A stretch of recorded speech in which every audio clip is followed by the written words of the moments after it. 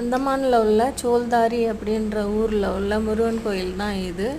ரொம்ப அழகாக இருந்துச்சு. நான் ஒரு மேரேஜ்க்காக போயிருந்தேன்.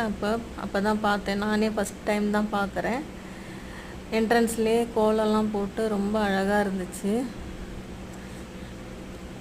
உள்ளவும் போனோன்னே உள்ள ஒவ்வொரு சாமியும் எல்லாம் இருந்தாங்க. ஃபுல்லாக சுற்றி பார்த்தேன். எல்லா சாமிகளோட சிலையும் வச்சுருந்தாங்க பேக் சைடில். ரொம்ப சூப்பராக இருந்துச்சு. சரஸ்வதி, லக்ஷ்மி, துர்கை, பிள்ளையார் அப்படின்னு சொல்லி எல்லாமே இருந்துச்சு.